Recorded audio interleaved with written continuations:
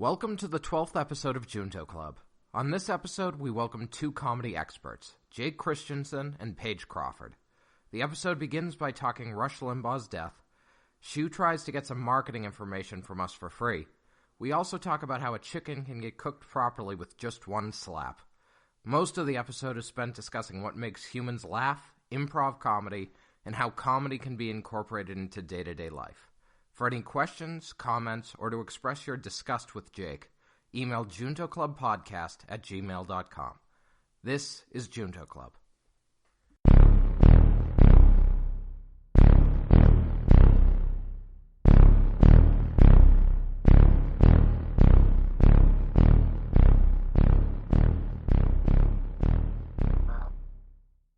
Junto Club. Welcome to the 12th episode of Junto Club. So in 1727, Benjamin Franklin started a club for upper crust white people to basically discuss hot-button topics of the day, politics, philosophy, and just general topics of interest.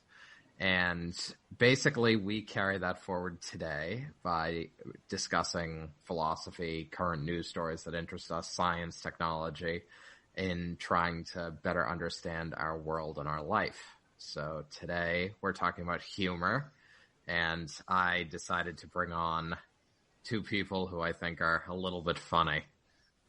So Jake Christensen and Paige Crawford. So thanks for joining us. Thanks for having us. Can you hear me? I didn't even check my audio yet. Yeah, we can hear you good. Sweet. I do want to make a correction. It was not started to. It's not for upper class white people. It is for white people, but not for upper class. It was Benjamin Franklin. He was a printer. He was an businessman, right? So it's entrepreneur. So it's small time businessman. So he basically just have his friends, right? And fellow businessmen come together to talk about. So middle class. So middle crust. Yes, middle crust. I'll take. Nice. You can't badmouth Benjamin Franklin, or she will get very upset with you, Mike. No, he's very defensive of him. I understand. Yeah. All right. So yeah, basically it's about humor, but main thing is about humor. How to add humor into our communication, right? How basically that's something that I need to improve on myself, because abundantly evident from my last episode that I did a very boring lecture. So because it was very poorly constructed, I did not add any humor into it, and it was like just put myself to sleep when I was listening to it. So I would give people warning that don't listen to it or just skip the part I was doing my lecture. Anyway, So I guess before we go into the humor in communication, are we going to go to the news roundtable? Sure. Yeah, I mean, I know you had a news story you wanted to talk about, so we can take a couple minutes. Wait, don't you guys have any news you want to talk about? We should ask our guests first. Was there any exciting news y'all wanted to, discuss? No obligations here. Anything that bothers you, you want to rant about, or anything that you want to, or any. I mean, you can edit this out if you want, but frankly, I'm excited that Rush Limbaugh died.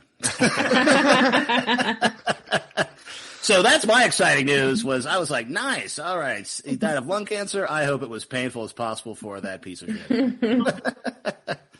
That's my exciting news. I see, yeah. Well, also, Shu, with your lecture that you're talking about, here's an optimistic point right here. You can also use it for a sleep aid, if it's that boring, right? Exactly. Just put that on and be like, I'll just sleep, and then you absorb the information, and then so there's a possibility, Yeah, I maybe use it as a bedtime story or something. Yes. Yeah, exactly. Perfect. Yeah, nice. Oh, well, I've thought about the Rush Limbaugh story. Like, I mean, I never listened to him, and it's basically his death is irrelevant to me. But it has made me think about, and this is something that we have talked about in previous episodes. But like, what if you got that news? Like, essentially, a doctor came to you and was like, "Yeah, you're like 0% chance you're alive like 6 months from now." Like, how does that change your behavior in life?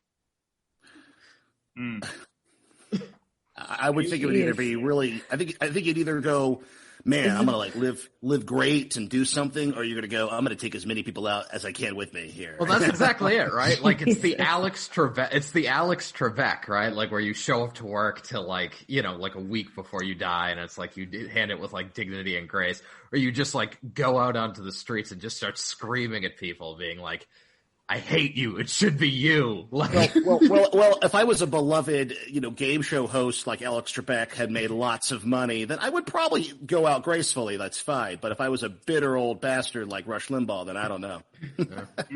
So why don't you like him? Oh, why don't I like Rush? Oh, let me pull up some audio clips of him making fun of AIDS victims, and then that's just all I need right there. I see. Okay, yeah. I only know he's like very right wing. He always say a lot of like crazy stuff. I just never like listen to him, so I don't know what he talk about. Yeah. Well, I feel like he's pretty like what do you call it? Like the conservative, like old school conservative, or like he's not like conspiracy theory, is he? He's pretty conspiracy theory. I thought. Okay. I never listened to him. I don't know. Yeah, it's like a mix of stuff. I mean, I was reading up some of his quotes. He'd say, you know, I mean, just terrible stuff. Like he'd just be like, you know, 12, like to quote Rush Limbaugh, he said something like, what, America's only made up of like 12% of black Americans. Like, who cares? You know, like shit like that he would say, you know, and he would like, so, you know. I don't know. I mean, I don't think he was on like an Alex Jones level of conspiracy. No. I don't think he thought Sandy Hook was like staged. Maybe he did. I don't know, but. But he did think Michael J. Fox faked his illness. So he did think that, you know, that so there's true. Stuff like that. So, yeah. But he was definitely he will not be missed. I see. Fortunately, he spawned a whole generation of similar people. Well, that is true. You're right. Yeah. I'm thankful my parents don't like him, so that's good. But I feel bad for other people who are like, oh, I grew up on this stuff. And you're like, oh, it's terrible. Well, thank you for that news story, Jake. You're welcome. You're welcome. Yeah. 2021 already on the upswing. Yeah, exactly. At least we're not in Texas. Oh yeah. Yeah. Well, I mean, I don't know. I'm heading to Cancun, Paige. So I will. I was going to say, yeah. But you're just dropping somebody off, right? And you're coming back. Yeah, exactly. That's funny. Yeah. So, Shu, what was your news story? Oh, okay. I was going to ask two about.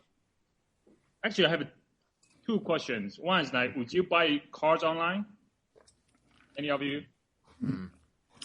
I would have to. Yeah, maybe. I mean, it would depend.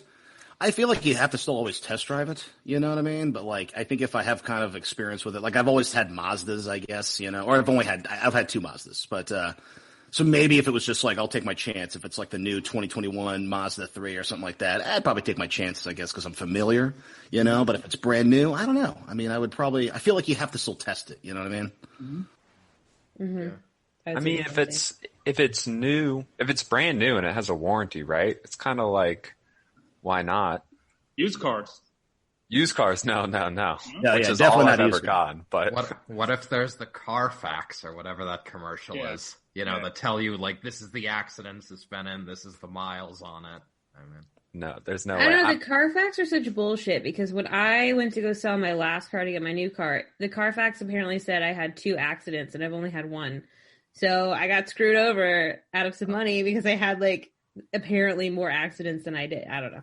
So Are you sure you just didn't forget? Yeah, exactly. I'm pretty sure I didn't forget an accident. Second question, would you buy your house online? I mean, like without ever visiting it or like finding it online and then like checking it out and being like, you could go see it. You could go see it visually. But you don't need a realtor. You just like go to see it and then just click one button online, just buy it, something like that.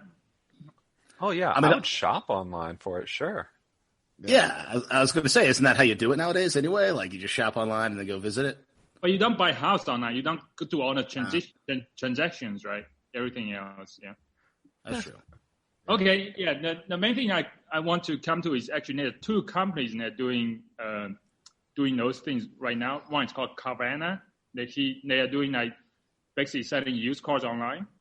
I've been seeing them a lot around Atlanta lately, so that's why I want to see if I need to invest in that company.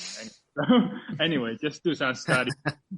And this isn't a news story, Shu. This is you polling people to make money. Yeah. It's all for personal gain, no conflict, no interest, Yes. Yeah. And the other one is Open Door, and they are doing selling the house online, basically, kind of thing. So yeah. All right. So coming to the news story, do you guys know how you can actually cook a chicken by slapping it? Have you heard of the news story? Cooking. I thought I heard that was impossible. Slapping it. So the idea is like slapping it? Every time you slap it, you give a little energy into it, which heats it up very slightly. But I thought it would be like impossible. Like, you'd need like millions of slaps. I've seen these memes where it's talking like, if you like, or just one really big slap. Like you got to be like Thanos or something like that to slap that chicken and you can cook it. Yeah. I heard it a while ago. Apparently it's from a subreddit called No Stupid Question. And then one person was asking like, can you cook a chicken by slapping it? And then one physics student just like did some calculation. Oh yeah, it's kind of possible, as you say. It's like, but you need probably using a human hand, you need like 4,000 slaps basically. 4 slaps. Okay. I mean, then you have to determine. Seems too low. I was going to say that kind of does. 4,000 seems a little too low to me. I mean, how hard? And it has to be even every time, and then. Could one person pull off 4,000 slaps to cook a chicken, or do you have to like divide up the work? I feel I mean, but I agree. I still think 4,000 is way too low. I was going to think like 10,000 maybe. I don't know. Even that seems low to me. Is this a full chicken now, or is this like like a chicken breast that has been cut like a 1/4 inch thick, and is the size of a hand? Chicken, but anyway, I think the calculation, of course, is not going to be as very accurate, right? So it's approximate, I guess. So anyway. Yeah, but if you want to do one slap, your hand need to go around like 4,000 miles per hour to slap the chicken to get cooked in one slap. I think the main issue is I think it would more destroy the chicken before it cooked it. You'd just have like a chicken thrown across your whole room. Yeah, there'd just be gizzards everywhere, I guess, or something. You'd just be left with like a little bone. You're like, okay. Apparently, Jake was going to use a live chicken, not like butchered already. But we didn't say specifically now here. Hold on, we just said cook a chicken. We didn't think alive or dead or not. I mean. All right. All right. I guess it's time to go on into our main topic today. Is I'll call it comedy and communication, right? So before we go there, do you know who was the first American humorist? Probably Benjamin Franklin. I was going to say, that would be my guess, would be Ben Franklin. Of course. So yeah, what happened was that, he was a printer, but he was also a publisher. He'd write a lot of like satirical articles, like basically poking fun of like current like societal and political issues, and then also make it very understanding for like public. The one way he make it very easy for like public to understand is to add humor into it, right? So he would like disguise his name and then just like pretend to be someone else and then just talk about stuff like that. So anyway, I think he's one of those most effective communicator ever one of the reasons I think because he used humor a lot.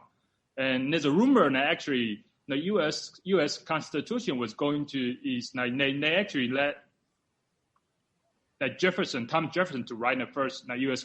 Constitution because they were afraid of Benjamin Franklin is going to sneaking some jokes into the Constitution. So anyway, that's a rumor, but I mean, he made a point that he's a very I guess the humorist in a way. But yeah, anyway. I'd absolutely believe that. I mean, didn't he want I think he wanted the national bird to be a turkey, right? Really? I feel like that was something I've read or heard that like he wanted, like when they're talking about like what birds to make the national bird or whatever, he was like the turkey because it's regal or something, and he probably really meant it. It would make more sense since we have to eat one on Thanksgiving. It's not like we eat a bald eagle, so it would make more sense for the turkey to be our like national. I think we should just start eating bald eagles, Fish. I think so. I bet they're delicious. Yeah, they taste like freedom. They taste expensive and rare. Yeah, exactly. All right. So I think the way I'm thinking of doing this is like maybe start with some questions, but I'm not sure how you guys thinking of doing it.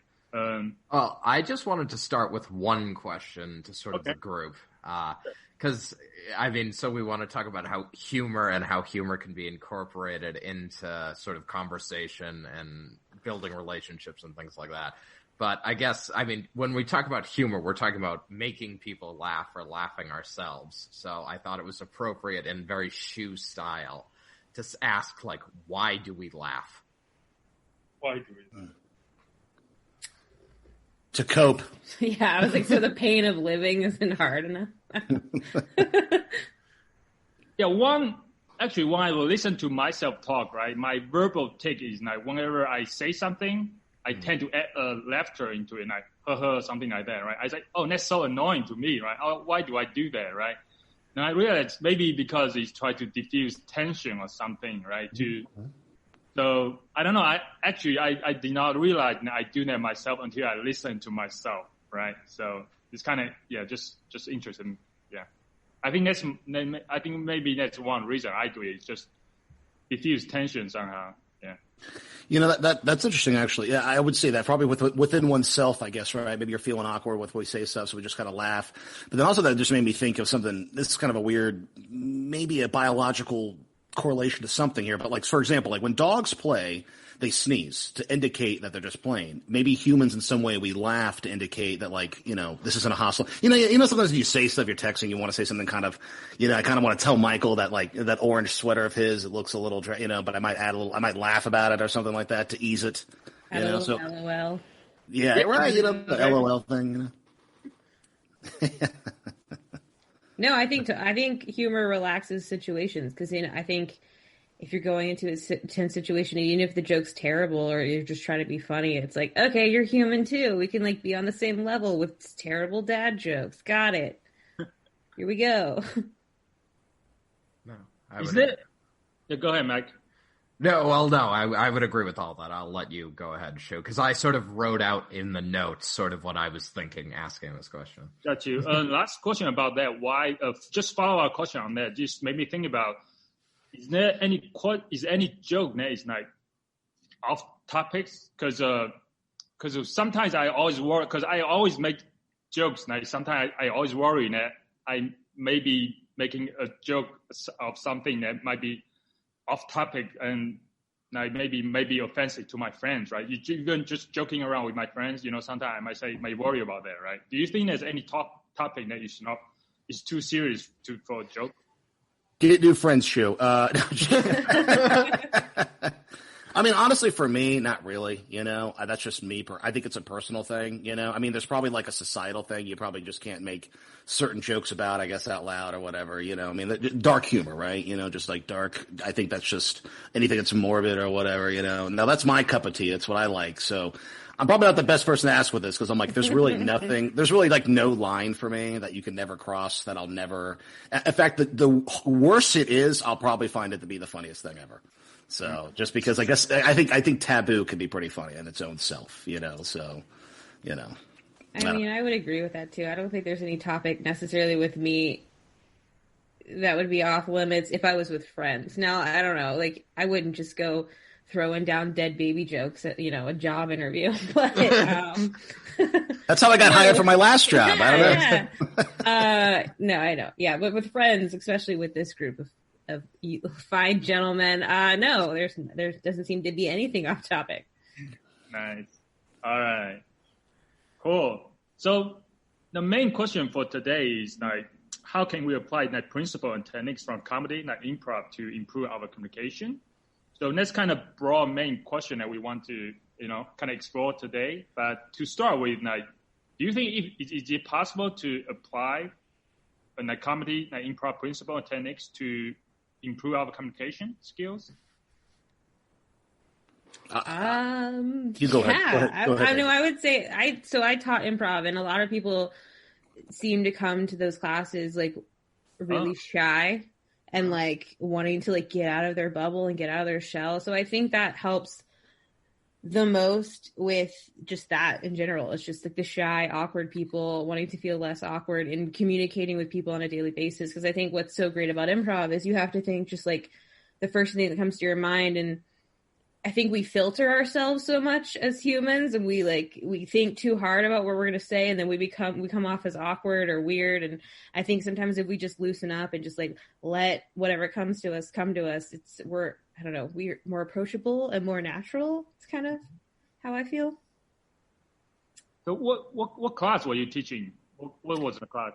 I was just teaching just like intro improv, and improv, all the levels that we do at Whole World. And I mean, I get an assortment of people. I get people who are like, oh, my friends tell me I'm really funny, and so I should do this class, or like, oh, I have to do this class for my job, or just, you know, people who are just, again, shy and just want to like meet other people.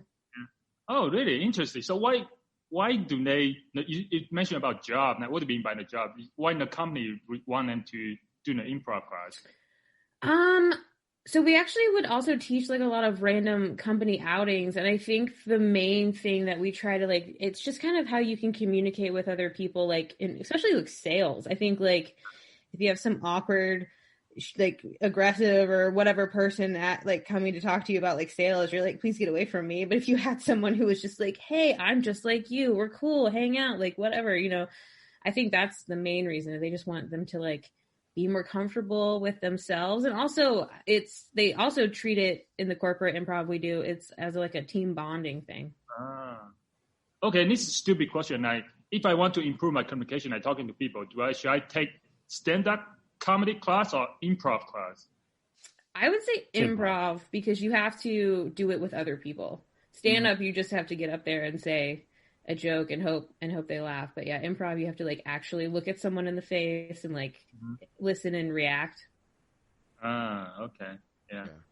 And I guess improv, one of the tenets of improv is sort of establishment, which, you know, I can let Jake and Paige talk about more, which I think is like potentially like grounding. Well, I mean, sort of the point is like in any scene, you want to ground like who you are, where you are, and what you're doing. So like in any communication, whether it's like a talk or whether you're just having a conversation with someone, I think it can be like important to sort of have a common understanding of like why you're having that conversation, or like in any relationship, right? I mean, like any conversation about a relationship is going to sort of have important pieces about like to help you get on the same page. And so improv is all about sort of being on the same page, like the people in the scene as well as the audience. So it sounds good. Actually, before we get in a little more detail, I think a lot of people understand like stand up, right? Comedy, but maybe not a lot of people like know improv. So would you mind explaining like what is improv a little bit? Jake, you want to take this one? You gave me the worst one to explain. Gosh, I mean, I can help you. What is improv? I mean, I guess it's a style of theater that is all simply made up on the spot. You know, there's no planning, there's no writing. I think that's why it helps with communication, because oftentimes you're unprepared with what you're about to, you know, who you're talking to, right? I mean, you don't know, you got to go meet your boss or something. You don't know what you're going to talk about. And so, you know, with the listening is good too, because it also teaches you to not just listen to the words, but listen beyond the words, you know? So I think it can help you read the unspoken clues, right? The body language even, you know, and maybe the subtext of what they're saying, you know, like how they're saying something. So, and then responding to not to just what they're saying, but the emotion behind it. So I guess I've always loved improv for that reason more than stand-up, and I've dabbled with both, but I've always just loved improv because it's more of like playing pretend. You could set up scenes, you're dealing with other people, and you just got to fly off the cuff, you know? And plus, if you're doing it in front of people, the audience, I think, is always more on your side with improv than it is stand-up, because stand-up, it's more like, I'm coming here, I'm spending money, sitting down, you think you're super funny, that you by yourself can come up with jokes, stand up here and make me laugh. So I think it's harder. I think people are a little bit more like, okay, let's see here. But improv, it's more like, whoa. Usually people are always impressed, audience members. They're just Which like, I always find so funny, because I don't very hard at all. But people are like, "How do you do that?" And I'm like, Yeah. I don't know. I do. Yeah, you just sometimes react, like that's why they teach you to like establishing like an emotion, right? Like, or something. There's so many different tools, and emotion's probably just the most basic one because that's something we can all understand. So if like you get a suggestion like, where are they? And you're like, they're in in a jail cell. Like, what's your emotion you take? And then from where you're going, what you're saying is filtered through that emotion. And then same with your scene partner, and then you have to sort of like come together to create something like a story almost, or something that's interesting and funny. So that's why I always loved it, because it's just something you just have to react and then you hope for the best.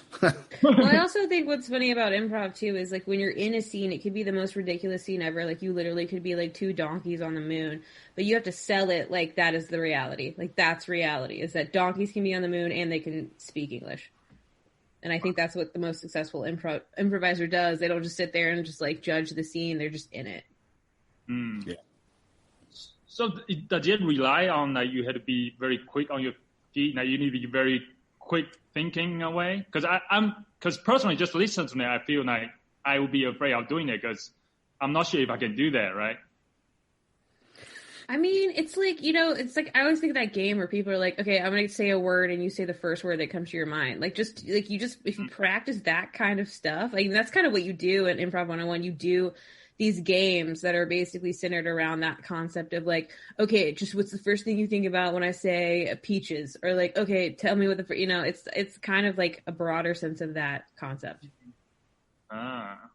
Okay. Like word association almost, and at first it's sort of just to get out anything. So like you'd be in a circle and you're just saying like peaches and you could be like potatoes and it's like peaches, potatoes, but like eventually as you get better about it, the idea is to somehow incorporate. So if someone could be like peaches and you'd be like cream and like peaches and cream and then like move forward and be like the next thing you could say like tomato and be like ketchup and there you go, and like you try to, but at first it's just to like get your brain to, because like Paige said earlier, we filter ourselves and we're always so like cautious and, think of kids, right? Kids is a good example because kids they don't care. They don't have that filter. They just spew. And that's why some things they say is just hilarious because you're like, where did that come from? They didn't think about it. They just said. Yeah. Okay. So one thing you mentioned, you say listen, like beyond the words, right? How do you practice that? I would say, I guess maybe just, the more experience you have doing that, the better. And in terms of like actually maybe actively doing it, I like in improv, there's a term called like side coaching where you have like a person that's like running the scene and then you'll be doing it. So let's say Paige and I are in the middle of a scene and maybe she said something and I didn't react well enough to it or I didn't like listen. And then Michael could be like, wait, hold on a second. Paige, repeat that. Listen to how she said that. She said she misses her mom, but she said it in a joyful way. What does that mean? And like, so I guess just ways of just, analyzing kind of how someone does it. And I think just the more you do it, the better you kind of get at reading that sort of thing, I would say a non-improvised way to do that would be like people watch, just like analyze how people communicate with each other. Cause like a lot of the characters I do and a lot of ideas I have for like scenes and sketches, I just get from like everyday interactions with people or like seeing people interact with people. So there's your non-improv way of doing it, I guess. So do you just do you just go to a party, just stand there and then just watch people, kind of observe them, something like that? Just stand in the corner. Yeah. I don't know. I think it's important to that lick your lips hungrily. Yeah, if you lick your lips hungrily, touch yourself in the corner, you'll make friends really quick. Are you creeping everybody out in the room? No. I just do it usually when I'm like in line at the grocery store or like just kind of like when you can just be kind of in the back, but like not creepy. So you're just like watching people.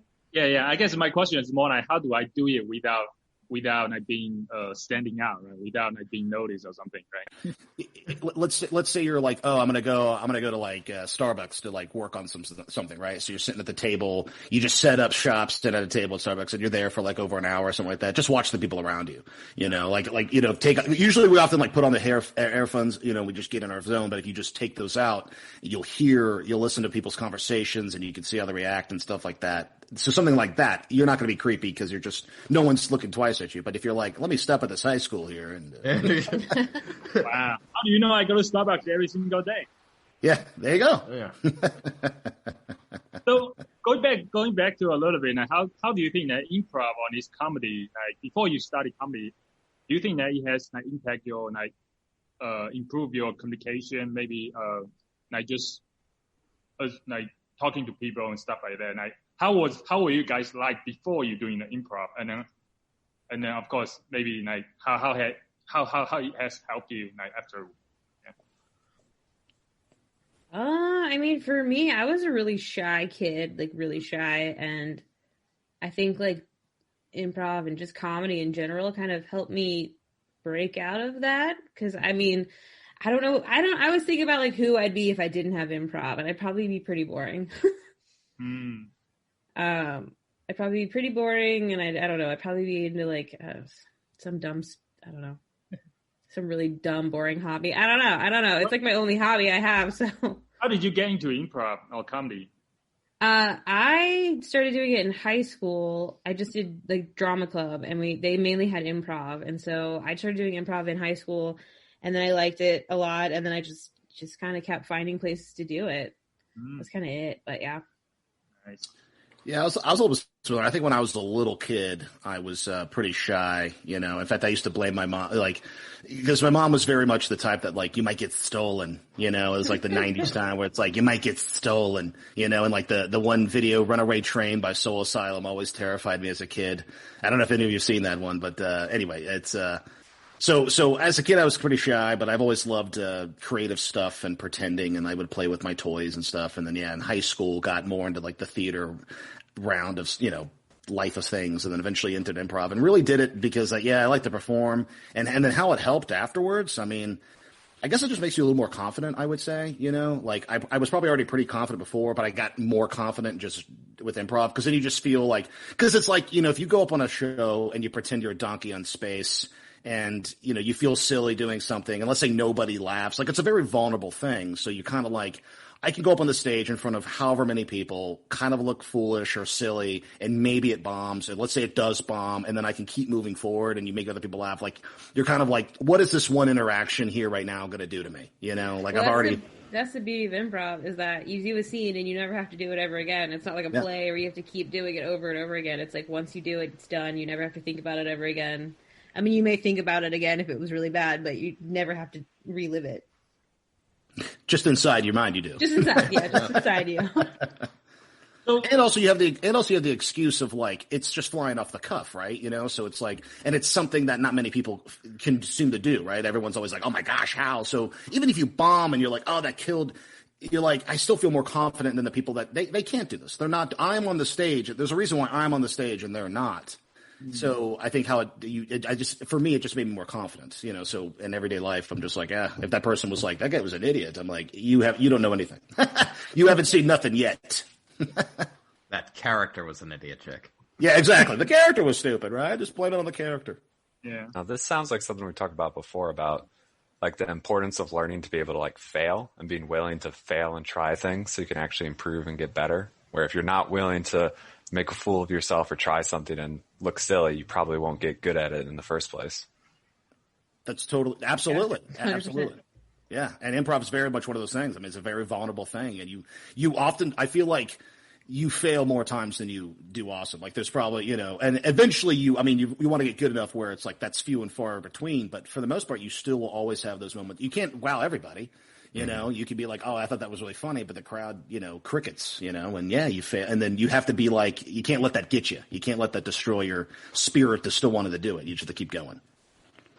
Well, it sounds like, is it almost like training your emotion in a way? And it's always like, cause one time I was playing poker and then I missed my bet and then I just got tilted, right?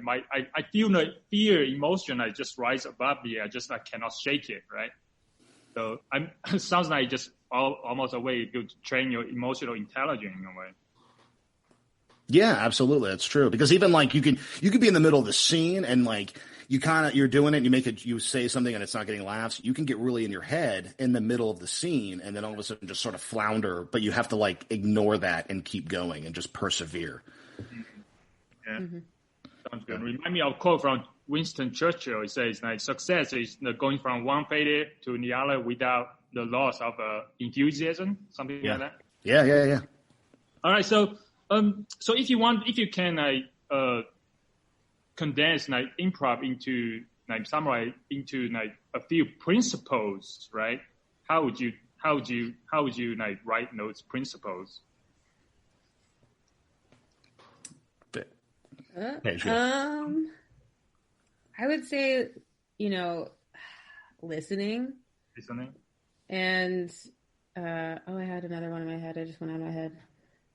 Oh no, that's a good one too. Maybe reacting honestly could be one. I mean, truth. There's one. Truth, listening, truth, reacting honestly. That might be it. I mean, there's the big thing in improv where it's called yes and, all right, where it's basically you have to accept what the person's giving you. You can't. So if you're hey, I'm on look at me, I'm riding a horse, and if I was to be that's not a horse, that's a rhino, I just negated and I kind of stopped the scene. And so also the idea, I think a good principle with improv is sort of agreement, I guess, maybe. I mean, you're all everyone's on the same team and you're trying to achieve the same thing, but if you negate somebody, if they establish this is what I'm doing or this is who I am, and if you were to say no, no stops something, where yes keeps going. What yes can bring you so many more opportunities than no can. So so sometimes with improv, even if let's say, okay, and before the scene, I'm going to be this way, but my scene partner did something that if I stick with what I'm doing, then I'm going to probably put a stop on the scene somehow. Maybe I'm already going to be the surly old man, right? But the way the scene partner did something that if I continue that way, it's going to kind of put some bumps in the road in the scene. But maybe if I just agree and I go, oh yeah, you know what? I am jovial, and then who knows where that goes from there. So it's called yes and no? Yes. So it's yes and ... essentially. Oh, ... Yes. Yeah. And, so what, so you mean if someone. So here'd be an exercise would be I'd be I have an apple. Take this apple, Michael. And Michael would be yes. And you would have to be yes. And it smells delicious. Oh, you should take a bite of it, Jake. And I'd be yes. And I'll take a bite because, that's a basic exercise to teach you to just be I'm agreeing. And then I'm going to add information. And then I'm going to you just kind of keep it going. You know what I'm saying? Continuing away, and right. Continuing the scene. Yeah. Yeah, okay. So the yes is agreeing with the reality. The and is adding to that reality. Oh, yes. And okay. It's almost I guess conversation, right? Someone asks you something, you say something, and then you keep going, right? Someone might, I guess, now you go to someone usually having a question, how are you doing? Right? Yeah. And you say, if they say good, it's almost stop. You don't know what else to continue, right? Mm-hmm. That means they don't want to keep talking to you, Shu. Well, sometimes they will ask, good, how about you? I say, then I will try to say good, and then I don't know what to say next, right? So in that situation, how would you use improv to keep going? I explain why you're good. If they're hey, how you doing? And you're I'm doing well, and then you might be, the unspoken thing is well, what's going on with you? Why are you doing it well? They might not say that, but that's sort of the unspoken thing. So then you could just follow up with that yourself, being so they're hey, how you doing, Shu? You'd be I'm doing all right. Actually, this thing happened, but I grew my hair out. I look cool. Yeah. And they, and so that's the and part, I guess. I don't know. Sometimes I think there's no amount of improv that could help me with small talk, because I think small talk is so hard. The beginning of small talk, it's the, hey, how are you? Oh, good. And then you kind of just keep ping ponging back until you find something you both can relate to. And then you're okay, here's our conversation now. But it's if you can't ever get that common ground, it's just all right, well, I'm going to go. Oh, I see. Yeah. Yeah. See, I feel okay with small talk, but I just am still on the inside, I'm oh God. But I could be I could be man, this weather's been crazy today, right? And I could I feel that's everyone's go-to, the weather. Yeah. Crazy. I have done that before, so I need to change that. Yeah. I guess I used to hate small talks too, because the reason I hate it because I was terrible in it, right? Because I don't know how to continue, and you almost get into an awkward situation where you don't know what to say to each other anymore, right? So I think that's why I hate small talk. I guess that's why I want to ask you guys about it. How do you prove that in a way, right? Yeah. I think it would depend on like how I know them. Like if it's someone like, let's say from a class, like I kind of, like we never really interacted much, but we're stuck on like an elevator, I might ask like, if you have some sort of commonality, if you're in a class, be like, oh, by the way, how'd you do on the test last week or something like that? Or if it's not even that, let's say you can also make an observation that they have, you know what I mean? So like, if you're like, oh, by the way, that's a cool, I don't know, your bag is cool or something, you know what I mean? Like, your bag, I like that messenger bag. That's actually really cool. I've always wanted one, I mean, I think part of it's just sort of like, I think why sometimes people have a hard time even just with small. It's not always interesting, but you find something interesting with it. It can lead to that somehow.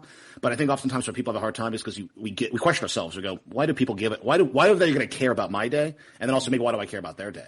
But if you just sort of be vulnerable, like I'll just sit here and be like, hey, I like your bag. I had a messenger bag once and then, but it tore up and like, they might sit there in their mind being like, this guy's just rambling, but like, hey, if it gets us through that elevator ride, then why not? You know what I mean? So it's like, you just take a chance, So, I'm just picturing the same person that has a messenger bag wearing cargo shorts. I don't know why. I just feel like they go together. So that's a scenario where you're just talking to a stranger, right? Like maybe someone's standing in the line and you want to talk to them, and then you just like, you're saying that you just like try to find something funny or something to say. I would say like an observational thing. Like if you're in line at Starbucks, and you're there and you could just be like, gosh, are they having trouble with someone's name up there? Or what's going on? Like you could just make some sort of like clever comment or something, and then obviously part of that's you read body language. Like if I was to say that and the person in front of me was just kind of be like, like not to respond, I'd be like, okay, yeah, I shouldn't, I'll stop talking to you then, like. So that's part of it too. But if they're engaging back, then hey, you never know. I mean, I've had some fun. I honestly like those little moments with strangers. Those are my faith in humanity moments. Sometimes is if I can have like a little fun interaction with a complete stranger for no reason. Maybe like I held the door a little bit longer for something so trivial when it doesn't mean anything. But if you had a fun little interaction, I go, that's neat. That's a cool little moment between two strangers who don't care about, I don't know where they're going. They don't know what I'm doing, but we had a fun little interaction to get by the small little moment of life, I guess. And so I don't know. Those are cool little slice of life moments for me that I'm like, So does it make you easier for you to like approach like for example, you see a attractive object says that you want to talk to. Does it make it easy for you to do that? No. Yes and no. It depends, right? I mean, I think everyone's different with like, are you a good opener or are you a better closer? You know what I mean? Like, Jake is neither. Yeah. That's because I take, I went Says Michael. I was going to say, yeah, I learned that from Michael. Exactly. I'm neither because I learned my techniques from Michael. So fair enough. Yeah, go ahead. Oh, I was just going to make another joke. It's bad. Just keep going. So going back to the class of like, so for example, like if you could design a class for like business, or effective, like how to add like humor, like comedy into business communication for like business students, maybe, how would you design that class? That's a good question. Well, I guess it would depend on how long the class is, because if you were like really serious about improv, like most programs you would do would be like 4 levels. Each level is like 8 weeks. I think that's pretty much standard for all improv theaters, especially in Atlanta. But if you were just wanting to do like a 1 course, like 8 weeks, I would say just all the intro stuff, all the intro games. And as long as, I think the most important thing would be to get to that like scene work, like at least 2-on-2 scene work, just because, or 1-on-1 scene work, because that's when you start having those like made up interactions. That's where you start getting comfortable with communication. That's where you start, I don't know, feeling out the body language thing. Cause like, yeah. And another big thing, we have to do is like you can start a scene, like, I think like, you can start a scene a ton of different ways, but one of the ways we sometimes teach is that silence builds tension. Mm-hmm. And a lot of time you can like come into a scene and don't say anything for a while and just do like object work, or you're doing an action and then they have to just sit in silence, and it just grows this like kind of weird, awkward tension and that they have to end up breaking, and it could be a good tension or a bad tension. So I would say at least something that gets to that part of it is that creating those moments of tension so that you can break the tension, so that in real life, when you have those moments, you kind of know how to navigate them. Yeah, because it's funny because a lot of people, especially I think people who are like newer to improv, when they're starting off, they feel like they need to fill in all those bits of silence.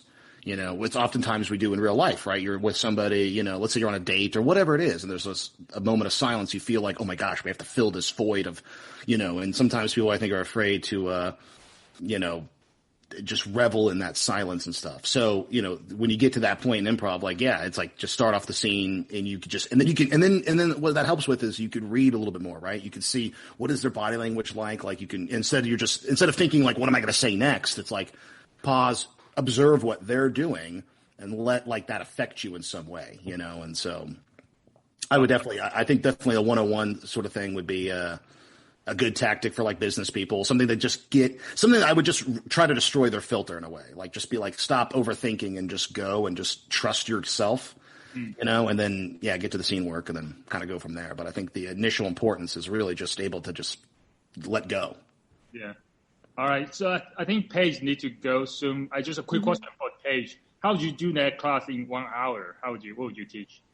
Oh, if I did it in 1 hour? Oh, just seminar, stuff like that. Yeah. I'm trying to think of because I've had to teach a 1 hour seminar, and really, we start off with really silly games that make you get into your awkward self faster. We literally make you stare at someone and play the mirror game where you have to mirror their actions, and people are constantly cracking up and looking away and not wanting to do this, and then they have to work with people. Even if you know the person really well, they still get uncomfortable. So I think if I was going to do it in an hour, the first thing I would do is make people as uncomfortable as possible, and then get them relaxed by doing fun, just dumb games, and then work on the scenes. What's the purpose of trying to get them awkward, uncomfortable? What's the goal? I think it's because when you go into those situations anyway, you're already going to be uncomfortable if it's something new to you. And so forcing you to get a little bit more uncomfortable and then breaking it. I don't know. It kind of. Is it to get used to the discomfort in a way, or more Yeah, I think a lot of it too is helping people understand it's okay to be uncomfortable too, that it's okay to be vulnerable is a big one that we always focus on. So, so what you mean by breaking the tension, discomfort? What do you mean by they just make a joke? How is there a technique to? Is there exercise to practice breaking the discomfort? Well, there's this it's pretty. I guess if in the improv world, it'd be the most famous. Even in the theater world, I feel like it's a famous break the ice, get to know you game. It's zip zap zop. I hate it. I can't stand it because it's just everyone always starts everything off with zip zap zop, and you basically have to you're in a circle and you have to look at someone in the eyes and say the word zip at them, and then they have to send the zop to a different person, and it just goes on, and then and then you add things in and people break and they laugh, and it's it's kind of fun. It can be fun, but I just can't stand it. But that's probably the first game everyone starts off with in Improv 101 class. Okay, all right. Jay, would you teach something? Would you do something similar in 1 hour class? In a 1 hour thing, yeah, I would probably I would do something where it would get them to just, try to be as comfortable as they can, and then just to sort of let go. I would probably start off with something like a zip zap zap because yes, it's a very cheesy thing, but if it gets everybody laughing, you get comfortable. Bring down the guard because everyone's guard is it's just going to be up. So it's you have an hour to teach kind of how to bring that, one, you have to just get the people's guard down anyway to, I think, be able to feel like they can do this. So then you have to do that. And then you got to teach them how to do that themselves when they're in these scenes and stuff. So it would basically, I would focus on that hour really of just trying to let go of holding back. So I'd have scenes. And so to break that awkward tension, I wouldn't say don't do a joke, right? Because that's where you're going to sound cheesy and you're going to try to force something. Make an observation, make a declaration about how you're feeling or something. I would just do that, being so if you're just, someone's washing dishes. Okay. And that other person's putting something, you could be You could just say something. What if you just said something like, I hate doing the dishes? It could just be something as simple as that. Like make a declaration, make a feeling, and that person could react. And I would try to get something like that, I guess, going. But I guess I would focus on just trying to like have them let go, of this filter, I guess. So Paige has to go. Yeah, Paige has to go. So I do want to thank Paige for coming. And this was fun. Thanks for having me. All right. Well, I'll see Bye. you soon. See ya. It's nice to meet you. You too. Bye. Yeah, Paige. All right, so Jake, you can continue. I'll say Zip Zap Zop is terrible, but yeah. I mean, it is, but it's a good game, I think, for, just to get people laughing. You know what I mean? It's cheesy, like you're just like zip, and someone's like zap, zop, and so, but I think it just loosens you up first, and so, what? That one where you need to embody an emotion and do it. I mean, that's really great. I mean, that's just. Where you're sad. Oh, yes. So, yes. So you're talking about getting people into discomfort by, maybe having them like stare at each other. Yeah. Right? And then what do they do after that? Like, do you? Well, like the mirror game, I guess, for example, would be like you're just looking at each other. So you're just like you just sort of feel it, right? Like if I'm just moving this, then you would be like mirroring my hand movements. And then maybe you take over. And then now you're doing something different. And you just and it's a sort of like push and pull concept, right? Where you're trying to still like stay in the same rhythm and you're still kind of trying to copy people and stuff. But, someone's going to lead it and someone's not, right? I mean, like you have to, like if I'm going to put my hand up here, but they're like, I want to bring the hand down, like someone has to give in. I have to either bring my hand down where they're doing it or they have to bring their hand up to mirror me. But then you try to like, now I'm leading it. Now they're leading it. So, and yes, you try to keep eye contact because that's where you can read a lot of emotion and stuff like that. So, which I guess some people can I sometimes have a weird issue. Like if you're staring at someone in the eyes for very long, I can get a little like, okay, I need to look away. Okay. So the mirroring sounds like more body language than discomfort to me though, right? Is it still practicing body language or more, discomfort or more body language? I think it's kind of like a both in a way. Like it is like a body language to do that. And then I think it's also just sort of like, yes, it's an awkward situation. Like here you are, especially if it's like, hey, a business like seminar thing or in your class, like you don't really know these people. This isn't a friend, right? This is just someone like an acquaintance or an associate. And you're having to like be close to their face and do this sort of stuff. And like, and just sort of let go. And then also, yes, try to like read their body language, like what they're doing. Okay. They're moving this up and try to stay with eye contact. And I guess like, I don't know, it's very hippy dippy in a way, like a lot of improv stuff is a lot of hippy dippy sort of things where it's like, very cerebral stuff, Yeah. So do you do the zip, whatever the game that you guys hate after that? Yeah, that's like a warm-up thing, right? So that's like a warm-up game that we would do, like, so yeah, if it was some sort of seminar thing, we would probably do that, and then like everyone gets in a circle, and then you'd explain the zip, zap, zop, and there's other different parts to that, and the part of zip, zap, zop is also paying attention and eye contact, because then when you add other parts, like you can add like a beep or a bop, and that means like it sends that little beep goes to the right, but a bop goes to the left. So if I bop to the person on the left, they have to keep bopping, or they can beat me back, and I got to beep this way. Can you explain the game a little bit, because I don't really get it actually. Okay. What's the game exactly? So zip, zap, zop would be, you'd have like people in a circle, and I would start off, and I would like look at you, and I'd go zip, and then you would get it, and then you would look at like Matt and go zap, and then Matt would look at Michael and go zop, and then Michael would look back at Matt and go zip, and then Matt would look at me, and I'd go zop, and so we just kind of keep looking at each other saying zip, zap, zop, zip, zap, zop, and we keep looking at each other's eyes. So it's to help paying attention. Because a lot, when you're in scenes, a lot of stuff goes on, and you don't want to miss anything, so you just want to be active and keep your mind going. So you're waiting to get someone to look at you to give you a zip or a zap or a zop, so then you could pass it on to somebody else. Does that make sense? Yeah. Okay. All right. Sounds so good. So I guess that's the purpose of the game, is just to kind of get you paying attention, I guess, and to like get you mind focused to be like, okay, here we go. When's the ball coming to me, I guess. Okay. I think that will probably take up like 30 minutes of the class. What else would you do in that 30? No, I know. See, that's the thing. An hour. If you had an hour to do this, I mean, I would try to make that not be 30 minutes. I mean, I would try to be like, all right, like maybe get people. Let's get up in a circle. Maybe just quickly. I mean, as much as I hate being like, "What's your name?" Tell. I don't know if I'd want to be like, tell us something about yourself, but like, I guess you just want to get people comfortable, because I think just doing improv in general, like it's just, you feel silly. I think people get clammed up. So with an hour, it'd be tough. I think because it's more of like let's get you comfortable, and then how can we get you to absorb these skills we're trying to teach you, I guess. So I would definitely build up to the scenes, what Paige was saying, and get people to sort of here's a scene together. I'd explain basic improv, like how to yes and something. And I would try to be don't think of jokes, because that's not what you're doing this for, right? If it's for business and it's an hour seminar, you're not doing this for comedy. You're not doing this to make jokes. You're doing this to learn this new skill of how to basically be in the moment more. I think it's really it's about. So it's being in that moment, answering honestly, being comfortable, and being able to communicate effectively with somebody. And that's what improv is more about. I mean, the comedy just makes the comedy bit, right? But I actually love having the serious scenes about something serious. It doesn't have to be. And then funny can happen from that, right? But for business stuff, I would just have it be more don't make jokes. This is just about how you can just be in that moment and not overthink what you're going to say, and be comfortable and listen to what the person's saying to you, so you can hear the emotion or whatever they're saying, so an hour would be tough, but it's possible. Got you. Going back to the principles you were talking about, I think first one is listening, right? Yeah.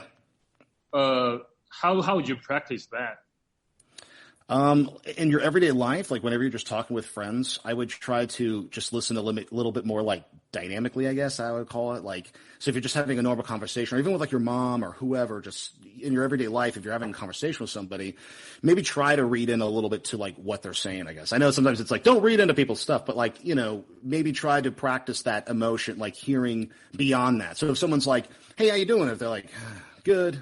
Oh, well, wait a second. Maybe they're not really good. They just said it just to kind of, and then you could maybe, and I know that's why I said earlier that I think some people are afraid to overstep their bounds or whatever, or overspeak or something. So, let's say you talk to your friend, you're hey, what's up? How you doing? I'm doing all right. I'm doing, maybe read it, oh, what's going on? So I guess with listening, how I would practice it is just in your everyday conversations, try to listen beyond the words. And then obviously, people watch. So if you're in line, you're in Publix, you're doing this, people like to have their headphones, take the headphones out and just listen to people, listen to what they're saying, but, I think your everyday interactions would be the best bet, I guess. I'm listening. I'm watching. I guess I'm looking at my. I feel like I'm asking too many questions. Do you guys want to jump in, ask any question, or am I doing it too much? just checking. I think. Go ahead, man. I was just gonna say I didn't have any better questions than she was already. I know Mike actually knows this idea, knows improv and comedy, so I didn't know if he would also have more to fill in as well, but. Yeah, I mean, I figured, Jake and Paige have far more experience just in the improv world than I do. I was when it sort of naturally comes about, I have maybe a more, technical thoughts on humor and what is humor. But that can come in a little bit, I guess. Okay, yeah. Okay, then I will continue with my question. So, listening, do you have any exercise you do in the theater, in your improv to practice that listening or no?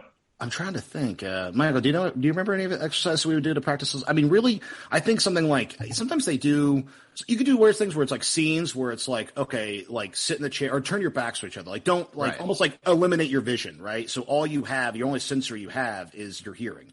And then you have a scene where you're just listening to their words and you're not seeing how their body language is, you're just hearing what they're saying. Go on, Michael.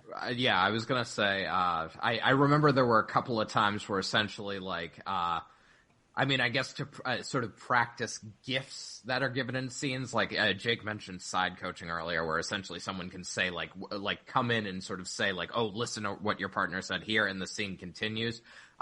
There's a more extreme version, I guess we did early in classes, where essentially the scene stopped anytime someone missed a gift. So if your partner said something I've had a rough day, and you but we're going to the North Pole, or something ridiculous just out of left field, and sort of ignored that emotion and what they call a gift in a scene, they would actually stop it, and they actually timed how long you got into a scene before you missed something that was offered to you. So this during the rehearsal or something like that. Yeah, that would be during practice and stuff like that. And shows you wouldn't do anything like that sort of stuff. So sounds good. So listening, the second principle is it reacting honestly? Is that a second principle?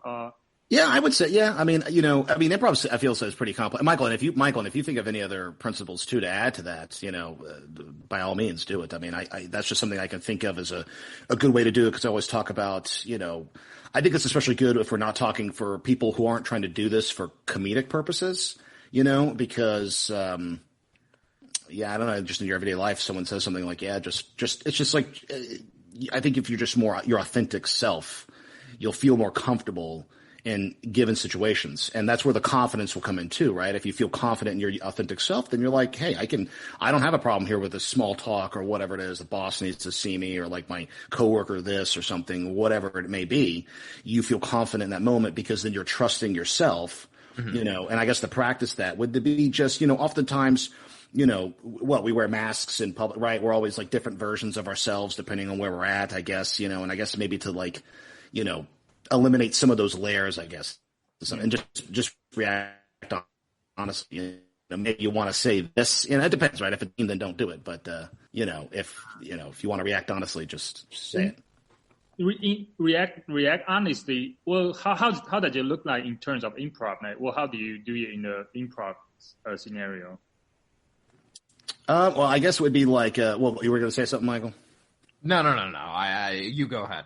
Okay. Well, it would be something like, that's where it would become interesting, right? So like, oftentimes they say you kind of pick who you are before that scene happens, right? Like early. So if Michael and I are on a stage and the MC gets a suggestion of just like, what are they doing? And let's say they're just like diffusing a bomb. That's all we have is we're just diffusing a bomb, but who we are to each other, we have to make up, and where we are, we have to make up, and I guess the reaction honestly would be, maybe if Michael says something, I shouldn't be trying to make a joke out of it, right, in that moment. Maybe I should just react how I would normally react, but, Like if I'm putting pressure on Jake to, say the suggestion is defuse a bomb, and I'm like, hurry up, we're going to get fucking killed here, It's like... Right, but go on, Michael, sorry.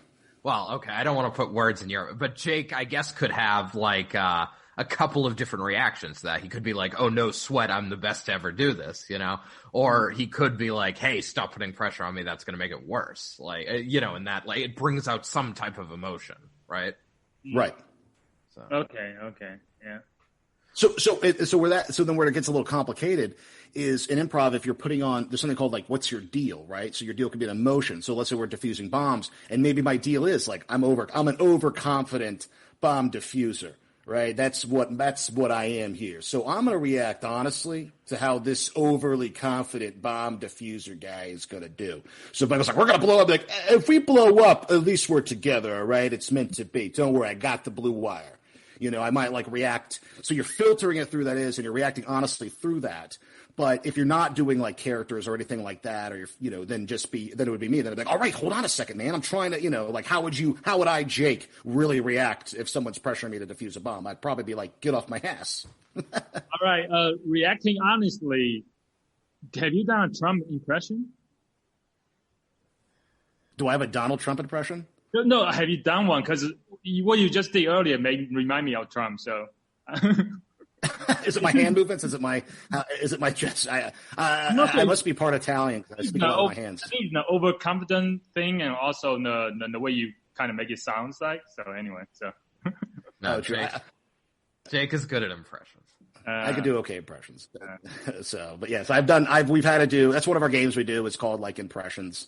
And so they get a list from the audience, and so you have to come up and, they just spout, or you have your own that you can give the MC, but oftentimes, you're throwing like whoever, and you're like, I guess I just got to do this. So, but who I was really channeling in my mind was one of our friends that we do improv with, this guy named John Mahalik. And, so he's very confident. He kind of sounds like this. He's like, all right, now guys, hold on a second here. So that's who I was really channeling. And maybe if he's got a little Trump in him, maybe he does. He'd probably be offended by it. All right. So let's hope he doesn't listen to this thing. So what's the third? It's the third principle. Is the truth, right? Is that what is that? Yeah. Well, I mean, I guess that was probably incorporated maybe with like just reacting truthfully, I guess. And I'm trying to think. Michael, do you have any other principles that you could maybe add? I mean, yes, and agreement. I would also say like just able to like go for the ride.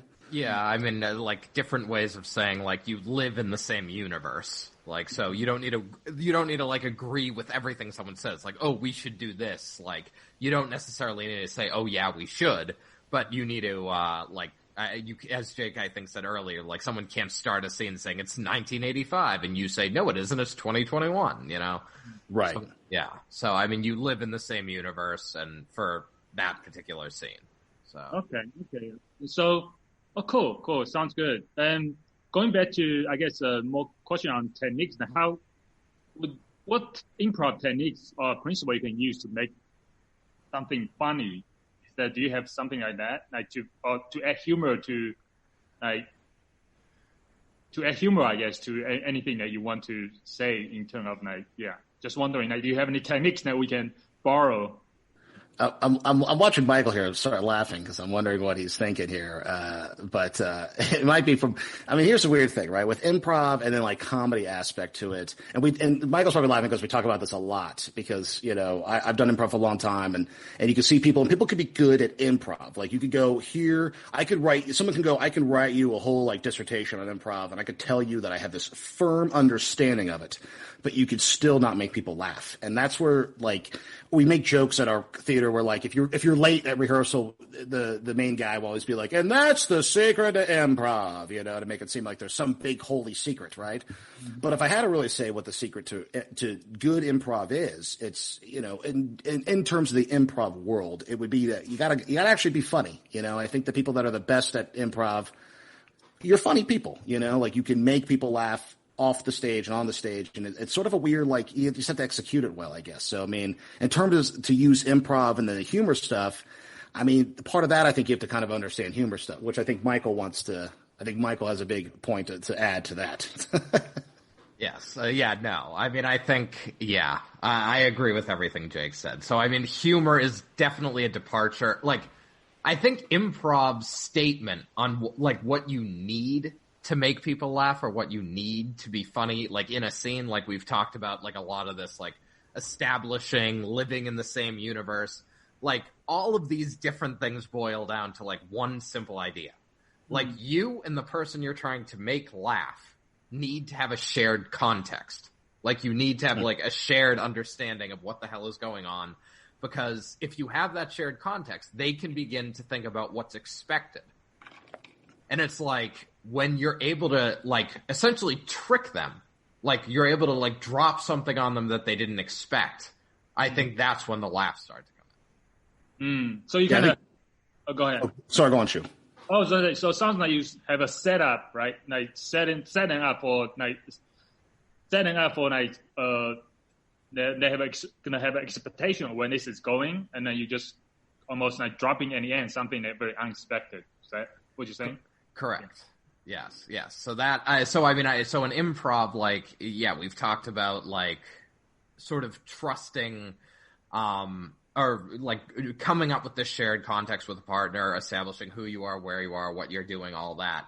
So it's like, hey, if you're two guys defusing a bomb and like this is a very tense situation, and then there's something like absurd that's sort of,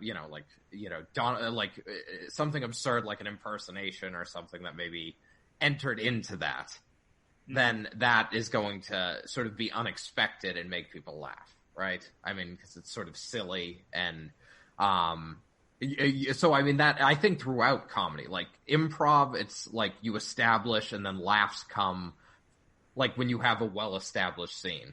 And in stand-up, it's like you have a lead-up to a punchline, right? Mm-hmm. So the lead-up is building the context, and it's like essentially like the way people's minds work is like, oh, I can see where this is. Like, this is a point about like in my stand-up, it was a point about how people want like the universe to be balanced. So like bad people sort of get bad things happening to them, and good people have good things happening to them. So people can, like, very much, as you list off, like, different types of people or different famous people, they can see, like, oh, I see where this is going. And then you sort of pull the rug out from under them by going in a different direction. So that is essentially humor.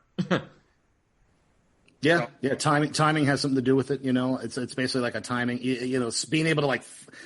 find where that spot's going to be to make that joke, and then have that set up. I mean, that's a good point, Michael, you made. It's very much, improv is very much like a very complicated form of stand-up in a way, where it's like you want to have some sort of setup, and then, you knock them down with some sort of joke and stuff like that. And there could be different types of scenes. I mean, you could have very slapsticky stuff. I mean, very physical humor is another element to improv and stuff like that. It's not always just wit, but there is a wit to even physical improv, right? There's always a form of cleverness that you can take. And if it's something that's kind of unexpected, or even if you can kind of see it coming, if it's done a little bit differently or how, it could still be really funny, actually. Sure. Yeah, okay. So I do want to make this point before we totally run out of time. So I asked at the beginning of all of this, why do people laugh, right? Mm-hmm. So, because I mean, humor, because humor is, when we say, we want to be funny, like in introducing ourselves to people or in presentations or in business, we sort of, what we mean is we want to have people have a genuine chuckle, right? Yeah. So basically, like everything, I was doing improv at the time, so it did occur to me, but my thesis helped me formulate this opinion. So as part of my thesis, I looked a lot at shame. And Shu mentioned at the beginning that he, PhD thesis. My PhD thesis, correct? Yeah. Mm-hmm. Yes. So you mentioned you laugh at a lot when you're making a statement that you're sort of unsure of yourself, right? Yeah, maybe, yeah. So I would say laughter is very, very related to the emotion of shame. So are you saying I'm in shame all the time? I'm shame. What I'm accusing you of being is very shame prone. Yes. Yes. So in any case, so laughter, in a book, it had what I thought was a good perspective, is essentially laughter is obviously an evolved piece of communication, right? So as animals, we evolved laughter for some reason. So laughter is essentially, as you guys sort of summarized earlier, is a way of helping bond people when they're witnessing something that is outside societal norm. So in the case of someone doing something really stupid or outlandish, people can laugh at them to be yeah, we recognize that this person isn't doing something that we as a society condone or agree upon. Mm. So, and people can laugh at themselves as a means of trying to put themselves back in the group, the society at large, by recognizing they may have done something that would inspire shame. Mm. So, something that would inspire a feeling that they don't belong to that group. So that's so you're sort of laughing at yourself to sort of put yourself as essentially a defense mechanism. Yeah, I recognize I might sound like I'm stupid, or I might sound like I don't know what I'm talking about. But so that was the perspective of one of this book on shame I was reading, and I was that sort of makes a lot of sense, because basically as we've discussed about throughout all of this, humor comes from having an understanding of what's expected. So in an improv, it's a shared context, a shared universe. In stand-up, you sort of have this you have a setup to a joke or a setup to a punchline that's basically I'm going to tell you the perspective I'm coming from so you can sort of see where I'm going. And then it's going in an alternate direction. So going in a direction that's unexpected given that shared context. So anyway, that was my rant on what. What about? I mean, that sounds like you thought about that a lot. But what about self-deprecation? I thought self-deprecation is a good way to make yourself more relatable to others, maybe. I was going to say what Michael, you were saying. I mean, it's all feel very human. It feels like it shows to be hey, I'm human too, and it's I can laugh at. Maybe also a sense of being humble. Maybe maybe if someone does something and if they laugh at it, then they recognize that this is foolish. But if they don't, then maybe as society we go, do they think they're so great that they can do that that we all can deem that's foolish, but they don't think it's foolish? And then there's a rejection there, I guess, Right. Yeah, no. So I think if it's something that's part of you that you sort of own, Or, I think it is like a humbleness, there's like humbleness and likability sort of being able to laugh at yourself. Because, everyone has qualities that make them sort of distinct from like the norm of a certain social group, right? Yeah. So I think being able to laugh at the things that make you distinct from that social group, it does endear you to that social group. So that's like so laughter sort of evolved as a means of signaling like, yeah, I guess like I'm outside the norm. I'm outside what you might normally like view as acceptable here, but I can recognize that. So I think that helps. So I want to ask you something, Mike. I know a long time ago you tried to write like an AI joke machine, right? Yes. And I can kind of see where this general principle of like, okay, you like set expectations and defy them, how you like might start to get to something that could do that. But I don't know. It seems like a pretty broad idea, right? Because you can like set expectations and you can just do something that's like totally random and strange where people just be like, that's weird or odd and not really funny. But I feel like doing it in a way that's funny, like there's a specific element that's hard to pin down. And, maybe it's just the more art part than science, but like, do you feel like there's something, how do you get to more specific than just, doing something weird, right? Like, how do you differentiate? Sure. So, I actually was reading a lot of papers about this recently, and the honest answer is there's no good system to do this yet. So systems like they've created like AIs for like joke writing and stuff, and basically what they're doing is basically using like a template-based approach where essentially like, hey, here's, like this is green, green and springy or green and bouncy rather. And it's like in the thing outputs a spring cabbage, something. So it's like using homophones or like words with multiple meanings, and that sort of, but what you're describing, I guess, is sort of that, like, it still has some level of, I'm trying to think of what the word I want to use here is, like compatibility, I guess. So it's still like, that answer still works because it's green and bouncy, but it's using the words in like a different way. So the way like computer scientists have gotten over this is just by using like templates and like relatively large knowledge banks. like from, here we have like these different categories or like different, like this word works with this word because it's like a homophone, or this word can work in these different situations because it has like different meanings that fit these different situations. So there's a lot of sort of like explicit and prior knowledge going into these systems. And so more recent systems have tried to use like recurrent neural networks, and they're running into exactly sort of the problem you're describing here, that essentially they come up with like the style of the joke is there, like there's some build up and punchline, but the punchline doesn't make any sense given the build up. So basically, yes, there is something to be said. I guess in improv, Jake, you can talk about like there's sort of this A to C thinking as opposed to like A to B thinking. So I think that's what a lot of these systems are missing right now, is basically like, I can say the color orange. Like, what does that make you think of, Jake? You. All right. And yes. And that makes me think of like incredible depression.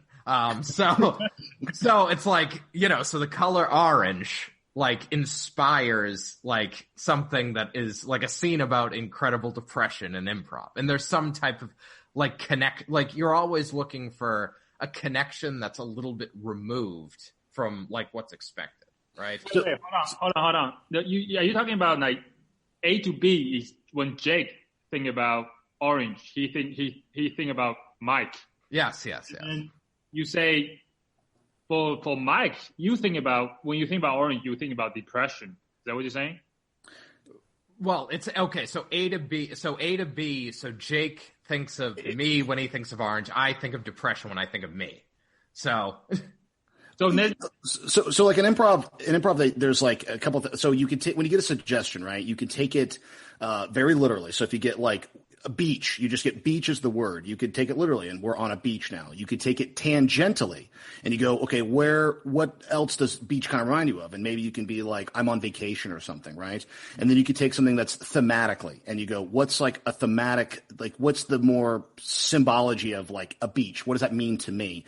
And maybe that can mean, and maybe I'm relaxing or something, right? You know, so that's sort of the A to B. So really I should have answered if you said orange. An A to B would be more like tropical, maybe. I'm actually orange juice or something, right? Like I'm going to take it more, you know, or maybe breakfast morning, right? But like, yeah, something more A to C. Orange can mean more like, now I kind of a scene with my dad because orange reminds me of Home Depot, which reminds me of trips to my dad, which then now I kind of miss my dad or something like that. You know, it could do something like that, right? You know, so it's just different levels of like how you take it, you know. So sort of that's why the A to C thinking is something like don't do what the obvious is. So if your suggestion's orange, don't be drinking orange juice. Think of something more. What does that mean? And that can be more. I guess more surprises come from that. Right. Exactly. Do you want A to B thinking, or do you want So you want A to C thinking? You want A to C thinking because that's just more. That's just like I guess if you had a professional, right? Yeah.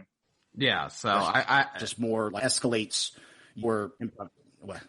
Well, no. I'm sorry. I was just gonna say, like, essentially, like the audience, like your audience, like whether it be a single person you see at see at Starbucks, or whether it's like an audience at a theater, is basically they're doing the A to B thinking. Like in every case, they're gonna do the A to B thinking if you give them enough context to like follow what's going on, right? So if you give them the context, they'll do A to B. You want to do A to C to catch them off guard.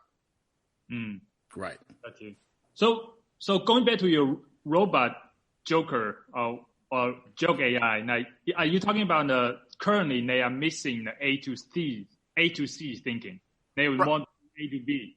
Yeah. Sure. Well, so there's lots of joke like pun generators that use templates. So they'll do like I talked about, how many Californians does it take to change a light bulb?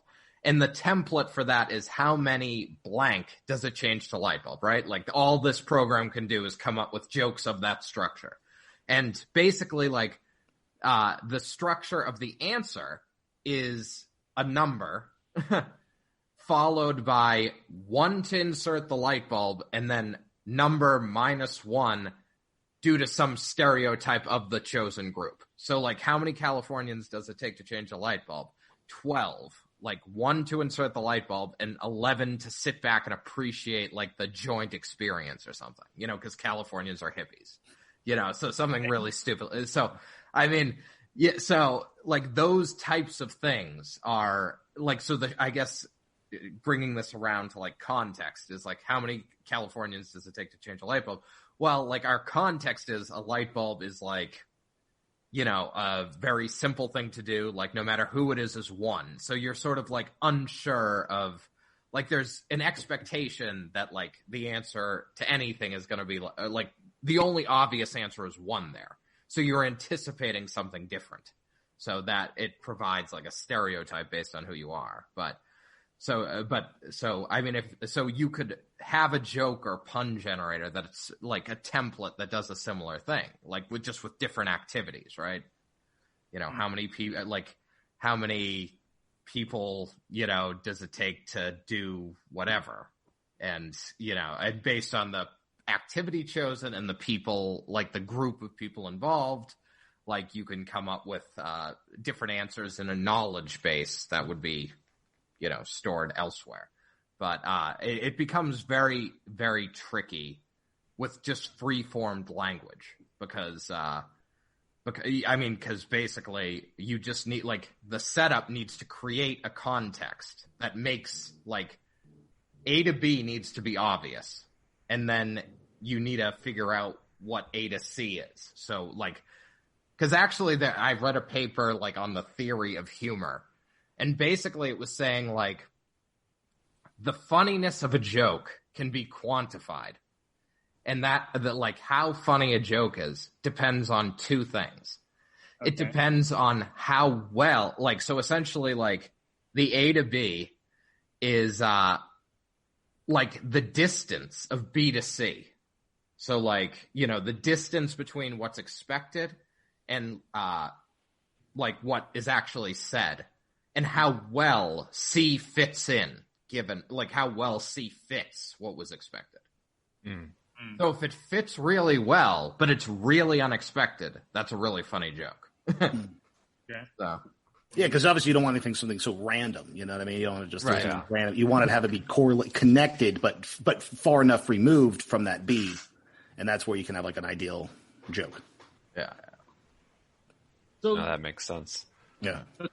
Talking about your joke, AI, it sounds like AI joke robot might be very hard, but how is it easier to make a AI software that does like maybe you wrote something like you wrote a paragraph, something like you a few sentences of something, a paragraph, something, and then is it easier to make an AI and then actually turn that input paragraph and output something like maybe humor, like Benjamin Franklin did, and make it into humor or something, make it funnier, I guess.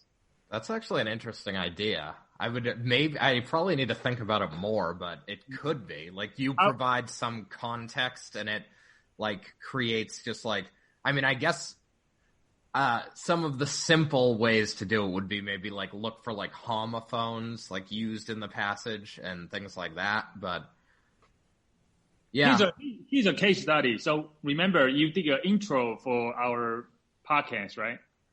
Yes. How do you make that more humorous? Oh, well, basically like, I don't know. How do you use improv techniques or, I don't know, comedy stuff to make it more humor? Oh, like today's episode, you mean? No, just today in the intro, Matt wrote an intro for our podcast, right? Sure. Today in the intro you did, right? Now, how do you turn that into, I guess just try to get into that. What would you, like, is any improv technique or you can draw from to make it more humorous? Maybe just like, let's say you have the thing written out and you're like, how can I make this funny? And maybe just like hearing it, reading it, and then trying to like think of some clever rebuttal to maybe a line or two or something like that, right? Like, so like if you say like, hey, Junto Club, when Michael said like the upper crust thing, or like, here's the Junto Club, and you can make like a funny sort of like, like how Michael said, like, it's upper crust, right? He was saying that to be jokey and to sort of be like, kind of like, a little bit like. Yeah, he did say what? Yeah. Yes, right, yes.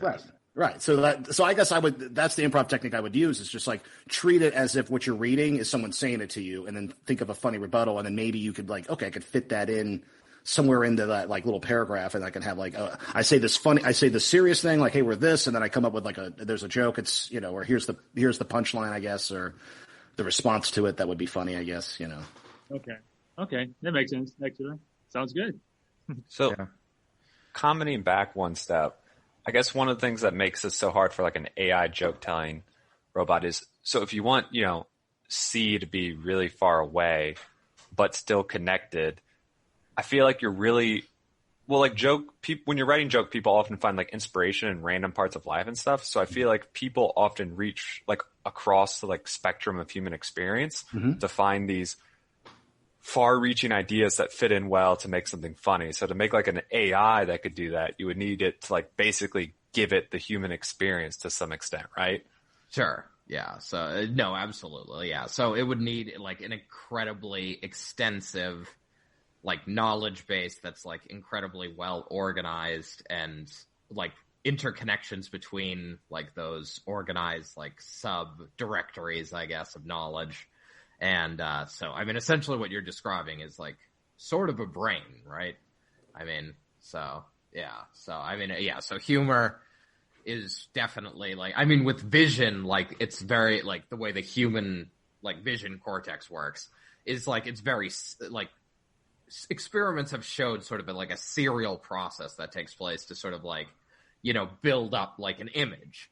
So it sort of makes sense that we can replicate that pretty well in computers, and like the occipital lobe is like input from the eyes, and it connects to a lot of other regions in the brain, but to like get to that image point like is somewhat isolated. So, but like, yeah, with something like humor, it's like you'd have to sort of recreate a lot of different areas, you know, because I mean, you're combining like sight, emotion, you know, smells, fear, or rather smells, like touch, like, I mean, all that experience is factoring into like how a joke is experienced. So, All right, going back to humor again, not from machines. So, how would you recommend for us everyday people to? Is there any exercise that we can practice every day to improve our humor, like to make ourselves funnier? Like, is there any exercise we can do every day? Yeah, just want to see. I would say maybe just, I feel like it's almost like an odds game, you know, like it's sort of like if you come across something in life and you're thinking something in your head or some observational thing, whatever it may be, if you're thinking of this is something funny I could say, it's like just, I guess, maybe you could just try to find humor in everyday sorts of situations.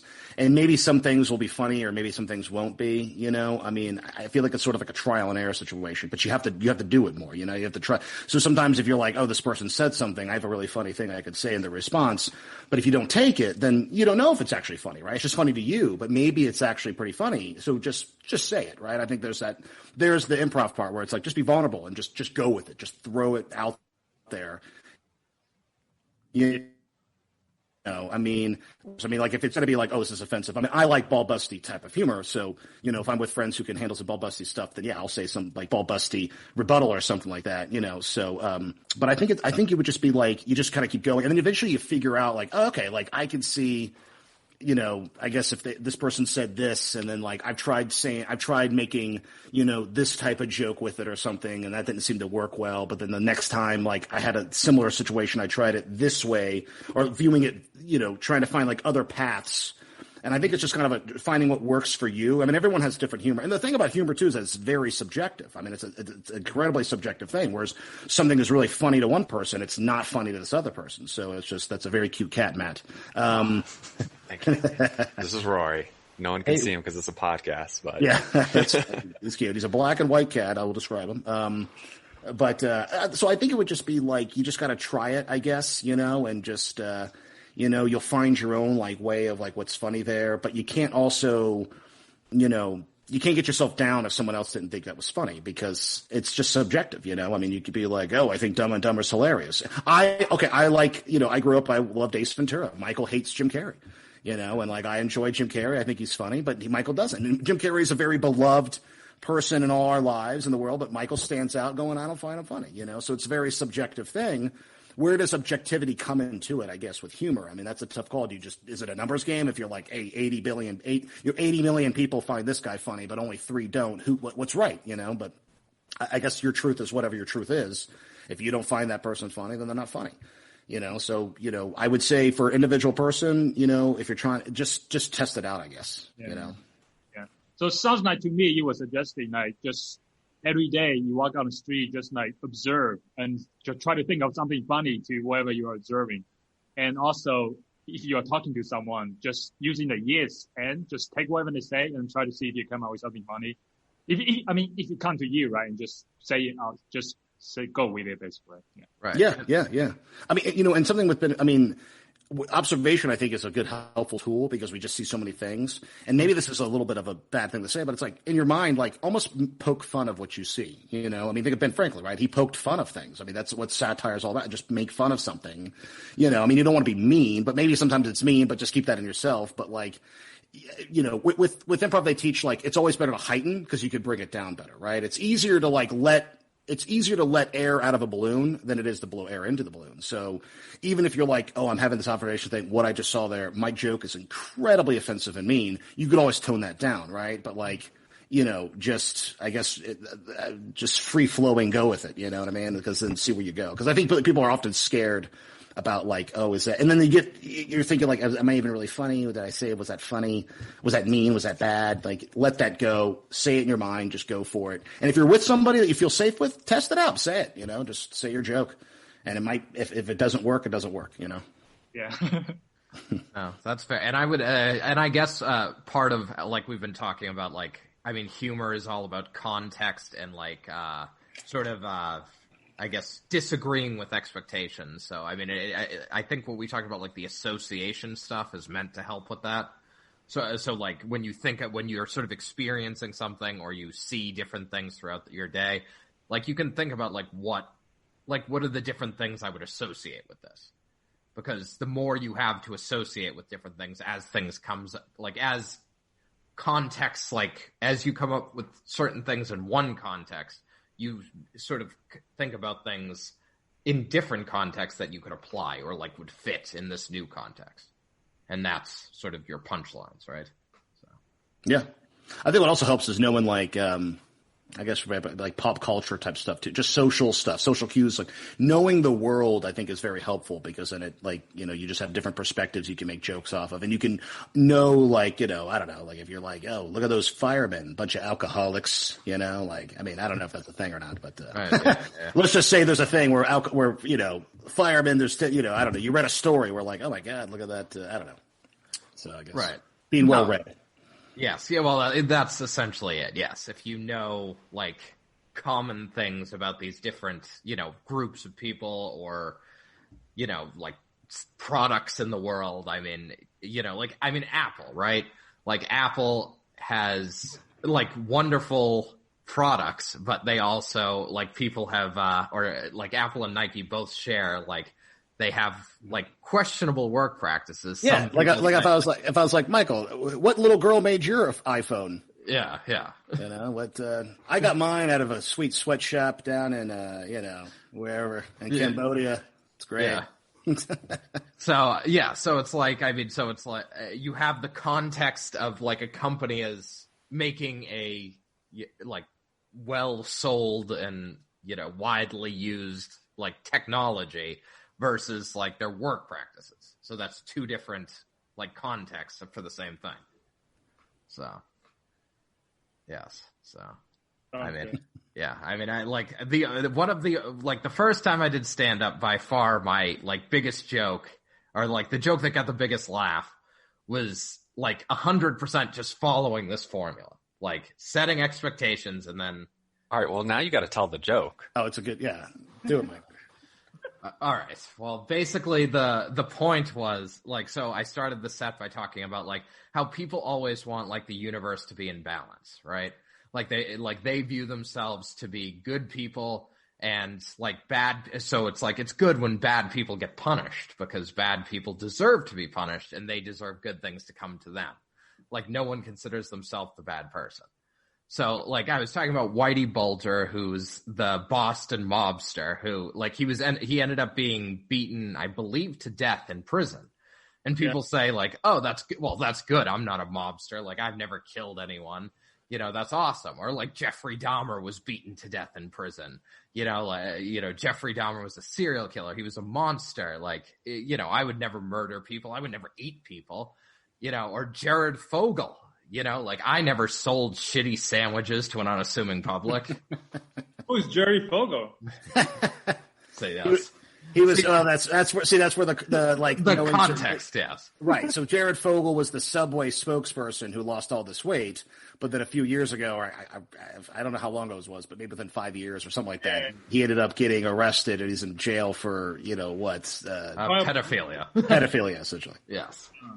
So the joke there, what Michael did was that he's setting up the Whitey Bulger killed people, Jeffrey Dahmer the killed people, and you're expecting him when he mentions Jared Fogle, like, he's a pedophile. But no, the joke is he made shitty sandwiches. Right.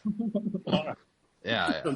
So instead of not liking Jared Fogle because of that, you're like, you fucking Jared Fogle, made shitty sandwiches. Right. That's why not to like him. So that, yes. So that. Now I get it. Now, Ned, I realize he's pretty good. Yeah. Yes. So, no, it wasn't. See, to me, I was like, oh, that's almost too formulaic. Like that's a joke I would want my AI to come up with. Like it was almost too simple, but the crowd enjoyed it. So it's funny. Like objectively, in a room full of like 60 something people, a lot laughed. So yeah, I think that's pretty much all my questions for you, Jake, and Paige. Yeah. One more question, actually. How has COVID impacted you guys now? Like, because do theater, right? So yeah. I mean, we've been doing stuff just on like Twitch. So we do like Zoom, like we do on Zoom, but then we like stream it to Twitch, and now we're starting to stream it to like YouTube Live and stuff. So it's definitely changed, you know, because you're used to like improv. There's definitely something to be said, the difference between being on stage versus like on here. I mean, we have a whole stage and we can move around. You have physical here, like you can't really do much. I'm just in this little box, and I mean, I can get up and do stuff, you know, but it doesn't translate the same. So a lot of us have been bummed out by it, you know, and it's been a little rough because, you know, I feel like if it's in this type of setting, clever, witty, just kind of smarter humor is what like prevails more. You can't fall on the crutch of the stage where like, and plus audience members, I think you suspend your disbelief a little bit more when you watch something on stage versus like film and stuff. You know, even though this isn't film, this is still, I just think people, like if you watch a movie, you want to see what you want to see. Like if it's a car chase, you want to see that. But on a stage, we go, we're in a car chase and I'm just doing this shit, you know, and people are going to laugh because they can see it in their mind's eye. But I still think even on a Zoom thing, it's sort of like a rough translation with that. I think people still suspend their disbelief because they get it.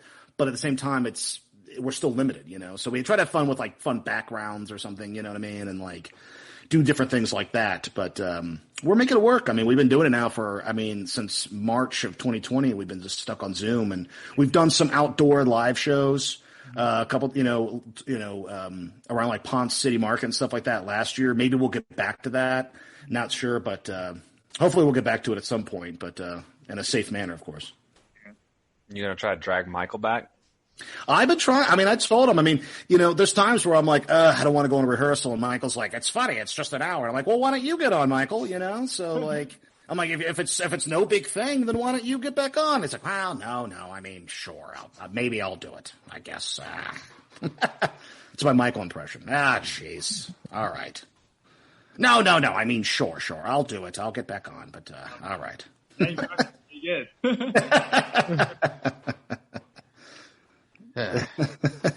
Yeah. All right. Orange is depression. Yeah. Perfect. That's the name of this episode. That's the name of this episode. Orange is depression. Perfect. It's the sequel to Orange is the New Black. It's Orange is the New Depression. Yeah. All right. Well, this has been a pretty long episode. It has. I was going to say, it's good. It's been fun, guys. This is really fun. I think. I like really nice having some experts come in, you know, because obviously me and Shu didn't know anything about humor, so Mike couldn't carry all the weight. No, I think you guys are pretty funny. I like it. Keep busting Bike's balls. It's good. That's an easy one, you know. That is an easy one, right? He's an easy target. The only thing that sustains Jake. Yeah, it's true. It's true. Without him, I'd be like, who can I bust balls with? I don't have, you know, because he's such a character. You're like, what can you? There's nothing. You can make fun of everything. Thank you. You're welcome, Michael. No, but this is good. I like your guys' show. I think it's I like the Junto Club concept. I think that's actually really cool. So I like it. I like the different subject matters and stuff. And anytime you ever want another person on, you know, I mean, Michael and I have talked about stuff, and I'm like, I don't know anything much about the AI stuff, but I could be like in layman's terms, right? I'm like the normal guy where I'm like, I've watched Terminator and iRobot. So where are we getting with, you know, how far are we away from the end of time? That's all we really care about. That sounds neat, but when am I going to get a sex spot at my local? Yeah. The real question comes out. The real question, exactly. Mm-hmm. Michael, all I'm hearing about is AI, but when can I have sex with it? The robot cleans, it mows my yard. That's great. Perfect. But can I fuck it? That's why if I'm going to spend $10,000 on a robot, it better blow me. Junto Club.